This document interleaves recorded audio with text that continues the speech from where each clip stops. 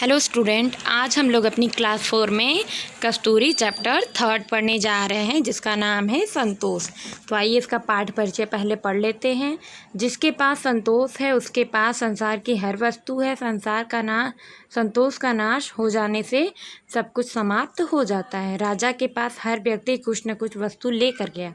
केवल अकेला योगी ही ऐसा व्यक्ति था जो किसी वस्तु के स्थान पर संतोष लेकर पहुंचा। आओ इस कहानी में पढ़ें कि क्या हुआ। तो आइए हम लोग अपनी स्टोरी को आगे बढ़ते हैं कि स्टोरी में क्या कह रहा है। एक नगर में राजा राज करता था। उसने एक वाटिका बनवाई। इस वाटिका में संसार की प्रत्येक वस्तु थी। प्रत्येक वस्तु का मूल्य अलग अलग था, किंतु इन वस्तुओं पर मूल्य नहीं लिखा गया था। राजा ने ऐलान करवाया कि जो भी व्यक्ति सबसे अधिक मूल्य की वस्तु लेकर वाटिका से बाहर आएगा उसे इस वर्ष का राजपुरुष घोषित किया जाएगा।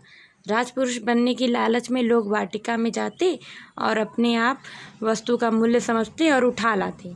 कोई हीरे जवाहरात लाता तो कोई पुस्तक, तो कोई ज्ञान, क्योंकि ज्ञान से अधिक कोई मूल्यवान और वस्तु नहीं, तो कोई रोटी उठाकर लाता, क्योंकि गरीब के लिए रोटी से अधिक मूल्यवान वस्तु कुछ नहीं है।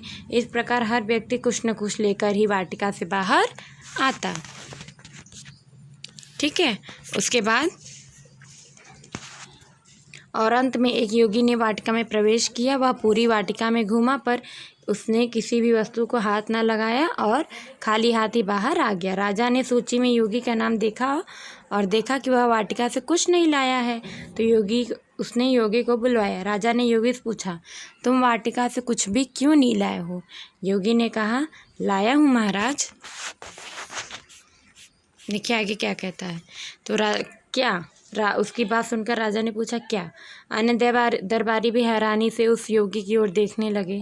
योगी ने कहा, मैं संतोष लाया हूँ महाराज। संतोष? राजा सोच में पड़ गया और बोला, तुम्हारा संतोष कितना मूल्यवान है? तो फिर ये क्या कहता है, सबसे ज़्यादा मूल्यवान है महाराज। कैसे? राजा ने पूछा। महाराज, इस वाटिका में आपने जितनी भी वस्तुएं रखी हैं उन्हें प्राप्त करने के बाद मनुष्य को पूर्ण संतोष प्राप्त नहीं होता। संतोष तो अपूर्ण है। जिस वस्तु को प्राप्त करने से उसे संतोष मिला, यदि वह खो जाए तो मनुष्य का संतोष भी खो जाता है। संतोष का मुख्य बिंदु मन है। जिसके मन में संतोष है उसी व्यक्ति के पास संसार की सबसे मूल्यवान वस्तु भी है। योगी की बातें सुन राजा प्रसन्न हुआ। उसने विद्वानों की सभा बुलाई। राजा ने उनके सामने योगी की बात रखी। सबने योगी की बात को समझा और सही बताया। इस तरह राजा ने योगी को उस वर्ष का राजपुरुष घोषित कर दिया। आइए बेटा हम लोग अपना अभ्यास पढ़ लेते हैं। ठीक है। तो ये हमारा वर्ड मीनिंग है, शब्द वाटिका। ठीक है। तो वर्ड मीनिंग आइए रीड करते हैं। राज का शासन, ऐलान का घोषणा, मूल्यवान का जिसका मूल्य अधिक हो, संतोष का संतुष्टि की स्थिति, वाटिका का बगीचा, राजपुरुष राज्य का सबसे उत्तम पुरुष, योगी का योग का अभ्यास करने वाला। ठीक है। उसके बाद ये हमारा आगे प्रश्न पिटारी में बहुविकल्पी प्रश्न आ जाता है। बहुविकल्पी प्रश्न में हम राजा ने क्या बनवाया, फर्स्ट क्वेश्चन ये है। तो राजा ने क्या बनवाया था? वाटिका। सबसे मूल्यवान वस्तु क्या थी? संतोष था। राजपुरुष किसे घोषित किया गया? योगी को। संतोष का मुख्य बिंदु क्या है? मन है। ठीक है। तो इसे आप लोग अपनी बुक में फिल करिएगा।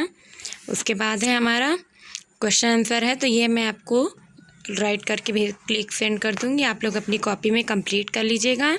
फिर है यहाँ दिए गए शब्दों को सही स्थान पर लिखो।